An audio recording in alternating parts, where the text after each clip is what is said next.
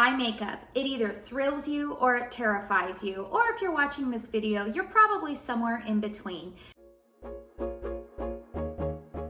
Today I wanted to share with you some tips and tricks that I have learned over the years for how to enhance my eyes naturally. Now, I am not a makeup artist. I am a makeup enthusiast. I cannot stand having hair in my face, so I went ahead and put on my trusty headband, and we are just going to go ahead and get right into it. So the first thing that I always do when I am applying eye makeup is I apply an under eye corrector. I am going to use my favorite one, which is the Bobbi Brown under eye corrector. I take it and I use my finger. I always use my finger to apply it because the warmth of my finger warms up the product. And I'm actually going to use this little tiny mirror here. And I am only going to apply the corrector to this like inner third to a half of my eye. But this is to basically counteract any dark circles going on under my eyes. And trust me, right now I've got some dark circles going on. Not only is it allergy season, I am looking outside right now. We have a fire burning about an hour north of where I live, and the smoke is just billowing down in this direction, and my eyes just are not having it. So I'm looking in the mirror now, and I hope you can see that difference right now. I forgot to mention earlier that my plan for today is to show you on my right eye, your left, how I do currently do my makeup, and on my left eye, I'm going to show you ways that I either used to do my makeup or things that I see other people commonly doing when they do their makeup. In saying that, know that there are no quote unquote rules to makeup. Makeup is used to enhance your natural beauty. I use it to enhance mine. I am just sharing with you things that have worked for me. If the way that I apply my makeup on my left eye is how you have been doing it and it makes you feel beautiful, then continue to do it that way. So you can see here now that I have under eye corrector on my right eye. I do not have any on my left eye. You will see that there is some darkness going on right here under my left eye. The next thing that I do is I always apply an eyeshadow primer. Now for me, I personally like to use the MAC paint pot in the shade Soft Ochre. That is what works best for me. And I'm going to go ahead and apply that all over my lid. A great drugstore option is the Milani eyeshadow primer. That one is good. I will say one of the reasons why I really like this MAC paint pot is that it gives me kind of that smooth canvas. It almost acts like a concealer, but it's not as thick as a concealer, in just smoothing out the canvas on my eye right here, so that way it will make my eyeshadows pop. And it looks like I'm rubbing hard on my eye, but I'm really not. Just kind of tapping, again, using the warmth of my fingers to blend that out. If you prefer, you can use a brush, but I always wash my hands before I apply my makeup, so I don't really have a problem touching my face. So now if you are looking at both of my eyes, and even if I close them, you can tell on this side, I have a smooth canvas. On this side, you can still see some of those veins on my eyes. And also the reason that you want to wear an eyeshadow primer, particularly if you have oily eyelids, this will keep your eyeshadow from creasing throughout the day. The next thing that you want to do before you do your eyeshadow is you want to make sure that your eyebrows are filled in. Now, you don't have to have full bushy eyebrows like we were seeing everywhere. What was that? Maybe like 2 or 3 years ago, you know, where it was like the perfect brow. You don't have to have that, but you do want to fill in your brows because they do frame your face. Now, my eyebrows are micro shaded, but I still actually do fill in my brows when I am applying a full face of makeup, because the whole reason that I had the micro shading done was mainly just to give me a little bit more of a natural brow shadow when I am not wearing makeup. But when I wear makeup, I still like to have a filled in and defined brow. So I'm going to go ahead and fill in my right brow for you, so that way you can see a comparison between when I fill in my brows and when I don't.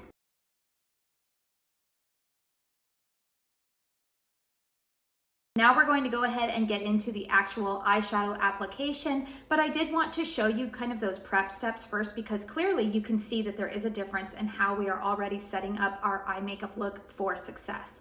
So today I'm going to use, what is this? This is the Too Faced Born This Way, the Natural Nudes palette. Again, this video is focused more on technique than it is specific products. So when I put together an eyeshadow look, I am generally always going to be looking for 4 colors. I'm going to be looking for a transition shade, which is the shade that I'm going to put above my crease. I'm going to be looking for an outer lid shade, like a crease and an outer V, and then also one on the inner portion. And I'm going to show you why I always look for those. So I'm going to go ahead and start out with my transition shade. So a transition shade is usually a matte shade. I wouldn't go into something like this one over here because this is really dark. In fact, I will probably use the darker color for my outer crease or my V work. But for a transition shade, I might go into a matte color that's a little bit darker than my natural skin tone. Now today I'm gonna go in with a darker one just so that way it shows up well on camera. But I'm going to go into this shade Cocoa, and I'm going to make sure that I use a very fluffy brush, okay? This is a BK Beauty 201 brush. It is no secret, this is my favorite brush line. I love BK Beauty brushes. I have said it before that if you are going to spend money on any kind of cosmetics, you want to be focusing on your skincare and on your makeup tools. And so I'm going to take this BK Beauty 201 and dip it into the shade Cocoa. Now, the other thing you want to remember, dust that off, okay? And I am going to go ahead and apply this above my crease. Now, I have a very defined crease. Whoa, that's very, very dark. Woo! All right, this might turn into the eye that we don't want to do. Ah! Okay, that is very dark. Okay, but I'm gonna show you how you can correct this. Okay, but notice that it's not in my crease. It is above my crease right now. Okay, so this is a very dark transition shade. A tip that you can do if you feel like your transition shade is a little bit too dark is that you can take another fluffy brush. I have quite a few in my collection here. And you can go ahead and dip into like a lighter shade. So I would go into a shade maybe like Seashell.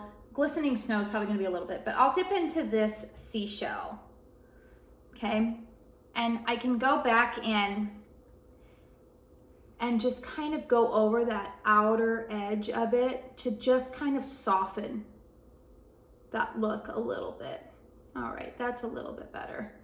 Whew, that was scary there at first. I was like, oh my goodness, they're gonna shut the video off right now and be like, this woman doesn't know what she's talking about. Also notice that as I do that transition shade, do you notice something right here? I didn't take that transition shade further down. Now I'm gonna show you on the other eye how I used to apply or how I have done it in the past, and I'm gonna just let you see side by side why I don't do that anymore. So I'm going to go back into that shade Cocoa. Okay, now but this time I am going to start lower, okay? Do you see how now I'm kind of more in my crease than I am above it? Not only am I in my crease, but I'm starting really far out here. Always remember that the first place that you place your brush is always going to be the place where the most pigment is going to be deposited. So another thing, let me just show you here. Well, maybe I'll do it in the other one. I don't want to go in like this, okay? If I start here in the middle, it's going to be very, very dark. Do you see how this side is more uplifted? This now is coming down, right? Because now I went too far out, what would this be? Horizontally, I almost said vertically. That would be going this way, Katie. Going out horizontally, okay? Do you see how now this is drooping my eye down because the natural trajectory is going down? The outer portion of my eyes, like many people, does turn downward. So I want to be lifting up. That is always something that we just want everything to lift up as we get older. Everything doesn't naturally lift, so we gotta help it out a little bit. Now the next thing that I do is I will typically apply my lid shade. Now I am going to go in with this shade Sugared Chestnut. It's really pretty. And I'm going to take a flat shader brush. So this is a Sigma E55 brush. I also like the BK 203 brush for this process, and I'm gonna tap it in. Notice that I always tap off my brush when I am applying eyeshadow. This ensures that you don't have so much pigment falling out onto your face. Some eyeshadows produce more pigment, or not pigment, more fallout. looking for the words, it's a Monday. Some of them produce more fallout than others. So you always want to make sure that you're tapping off your brush so that way you get that excess off and that it doesn't get all over your cheekbones. And I'm going to focus on patting this on the outer half of my eye. Now this eyeshadow formula is one that is very buildable, which can be a good thing for beginners, because if you put too much pigment on right away, kind of like I did with my eyeshadow there, it can really scare you. So I kind of like this palette for a beginner because the formula is easy to work with. I feel like it's beginner friendly. Now on the other eye, I'm going to go ahead and apply this same shade, Sugared Chestnut, just all over my eye, and you're gonna see a difference here. Okay, so now looking at me straight on, do you see now that this inner portion is pretty dark? This side is still a little bit dark, but we're gonna lighten it up here in just a minute. Now, the reason you want to do that, especially if your eyes are sitting more narrow on your face, like mine, is because light within here is going to make them look like they're just sitting a little bit further apart on your face. If you darken too much of the inner corner, it makes your eyes look very close together. Now I'm going to go in with this shade. Ooh, what shade do I want to go in with? I think I'm going to go in with this shade, this Shimmering Pearl shade. And I'm going to tap it on right here. And I'm going to go ahead and apply that to this inner portion of my eyelid. So now looking at me, you can see that there's a little bit more light towards the inner portion of my eye than on this one, and it's giving a better effect. Now, the funny thing about eyeshadow is you're always looking at it in the middle of the process going, oof, I don't know if this is going to turn out. Trust me, it will. Typically, like I said earlier, like to go into a darker shade for my crease and outer V. So I'm going to dip into this shade Truffle. Again, remember to tap off any excess. And I'm going to go ahead, and for me, what I want you to see is that, see how my eye is going downward a little bit here? So I'm not actually going to start here. I'm going to come up a little bit more, like up here. Do you see where I initially put that? And now I'm going to try to blend it in this way. Now notice I'm not taking it all the way in. I'm going to stop just about right there because I don't want it to be too dark on those inner corners. I feel like that's the thing you're going to take away from this entire video. Don't put darkness on your inner corners. Some eye shapes can really pull that off. I'm just saying that for me personally, it never looks good, and I'm going to show you why it never looks good. So I went ahead and I applied that crease shade. Notice that it's not as high as the transition and it's not as low as the lid shade. Now I again have a very defined crease. Those of you who don't have one, it might be a little bit more of a challenge, but the more you play with makeup, the more familiar you will become with where to place your crease shadow. If you start here, remember that rule about wherever you place the most pigment, that's the darkest it's going to be. Do you see that already? Yeah, it's a little dark. Just warning you, this side is probably gonna look a little Fester Adams-ish, just letting you know right now. Okay, so my eyes are looking very dramatic and crazy right now, okay? But what I'm wanting to show you is on this side. Do you see how this is going more outward? This, while it is going out, it's not extending so far down that it's dragging my eyes down, okay? So this I've taken out way too far. If we look here, look at that. Do you guys see how my eyeshadow is extending beyond that line? We want to remember, always have that imaginary line. I'm going to take a smaller brush. This is the BK 207. And this is a small pencil brush. And I'm dipping back into that shade Truffle. I'm going back to that top point here. And I'm going to connect to my upper lash line. I am then going to go back in with that Sigma E25. That is the brush that I use to apply my crease with. Sorry, looking down, had to find it. And I'm going to go ahead and blend that out.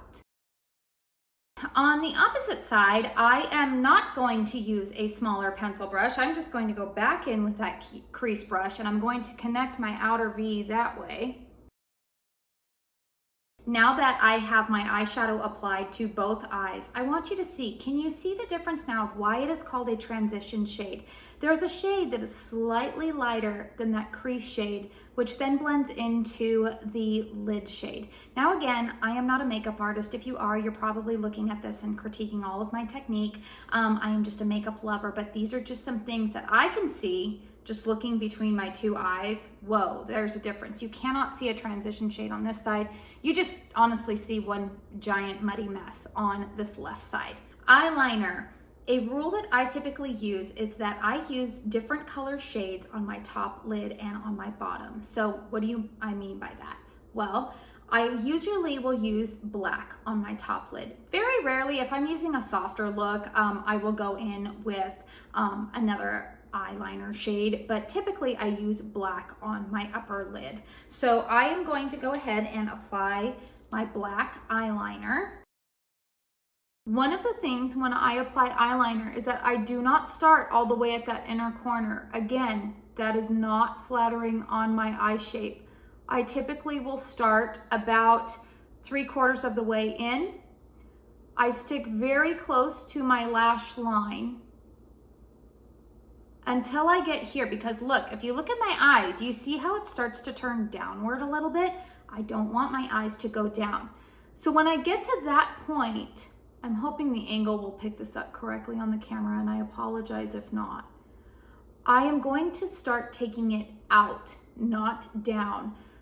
So I would like to say that once I reach like maybe 2/3 of the way along my eyelid, I don't know, how would I explain that?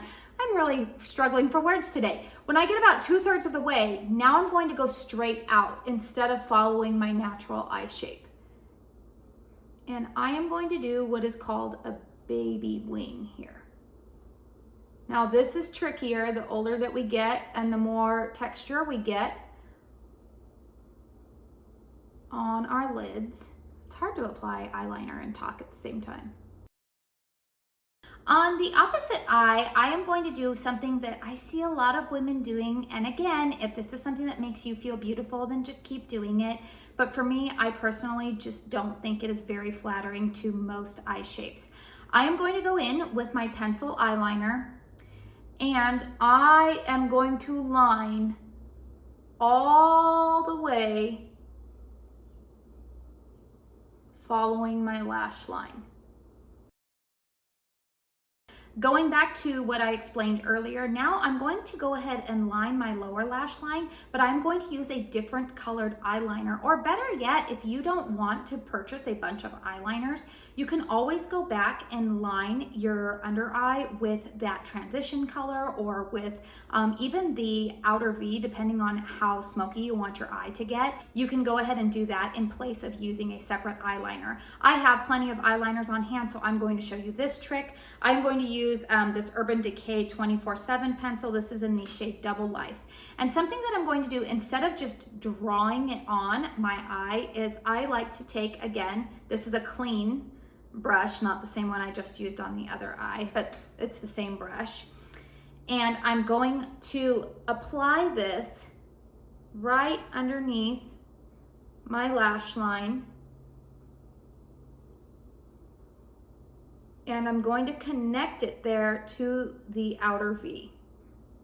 Now notice I'm not taking it in more than halfway. I only go halfway because, again, narrow set eyes, we don't want them closing off that inner portion of our eyes.